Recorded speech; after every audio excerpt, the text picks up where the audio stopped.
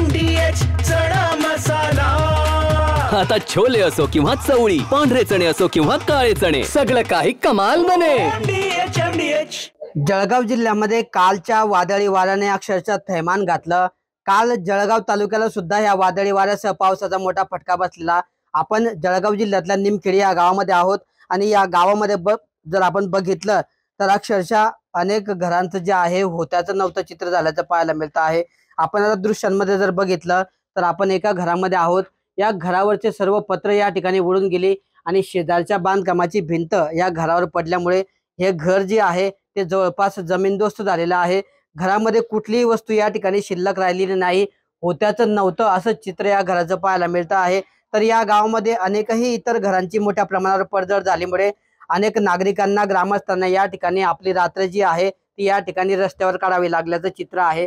अनेक कुटुंब जी आहेत या वादळी वाऱ्यामुळे जे नुकसान झालं यामुळे रस्त्यावर आली आहेत आणि संसार जो आहे या ठिकाणी उघड्यावर आल्याचं चित्र पाहायला मिळतं आहे। अक्षरशः या घरामध्ये रात्रभर चूल पेटली नाही आणि कुटुंबाला जी आहे आपलं रात्र जी आहे ती या ठिकाणी रस्त्यावर बसून पाहायला मिळाली। आपल्यासोबत या ठिकाणचे काही नागरिक आहेत, आपण त्यांच्याशी बोलण्याचा प्रयत्न करणार आहोत। काय सांगाल या ठिकाणी कशा पद्धतीचं नेमकं नुकसान झालेलं आहे? नमस्कार। काल संध्याकाळी 7 वाजता खूप मोठ्या प्रमाणात चक्रीवादळ झालं आणि सर्व गावातले हातमजुरीवाले लोक आहेत त्यांचं खूप मोठ्या प्रमाणात नुकसान झालं आणि रात्रभरचे ते उघड्यावर बाहेर बसलेले आजूबाजूवाल्या लोकांनी आम्हाला सर्वांना सपोर्ट केला आम्ही त्यांना, आणि शासनाकडून त्यांना काहीतरी मदत मिळावी, पंचनामे वगैरे केले पण ते थोडं लवकरात लवकर मिळावी हीच अपेक्षा करतो। काय नेमकं या ठिकाणी परिस्थिती रात्री तुम्ही प्रत्यक्षदर्शी आहात या घटनेचे, काय घडलं होतं नेमकं या ठिकाणी? रात्री चक्रीवादळ आलेलं होतं, भरपूर जोरात आलेलं होतं।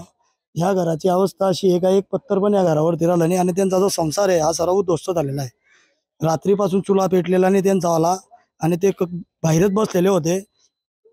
सर्व शेजारी पाजाऱ्यांना त्यांना घरातून काढलं। माझं हेच म्हणणं आहे का आज त्यांची एकदम नाजूक परिस्थिती आहे, तर माझं तेच म्हणणं आहे का शासनाला का त्यांना तात्काळ मदत मिळायला पाहिजे आणि त्यांची कुठेतरी इटून आल्याची व्यवस्था व्हायला पाहिजे। शासनाला आमची हीच विनंती आहे। तर हे या ठिकाणी नागरिकांच्या बोलक्या भावना होत्या। या ठिकाणी हे बघा, हा जो संसार आहे या कुटुंबाचा संपूर्ण हा रस्त्यावर आलेला आहे। घरामधली कुठलीही वस्तू आज त्या ठिकाणी शिल्लक राहिलेली नाही आणि त्याचमुळे ह्या घरामध्ये आज चूल पेटलेली नाही।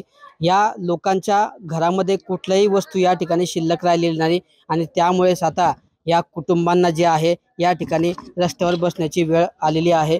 एकंदरीतच या ठिकाणी अधिकारी आले, अधिकाऱ्यांनी पंचनामा केला, त्याच पद्धतीने जेवढ्या वेगाने पंचनामे झाले तेवढ्याच वेगाने या ठिकाणी या नागरिकांना मदत मिळण्याची मागणी होत आहे।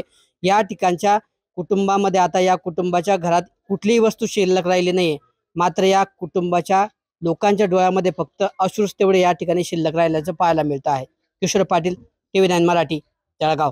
वाह, काय आता मिळाली का चव? होय तर आता मिळाली खरी चव। MDH चंकी चाट मसाला, जीवनाला खऱ्या चवीचे रंग। असली मसाले सच MDH।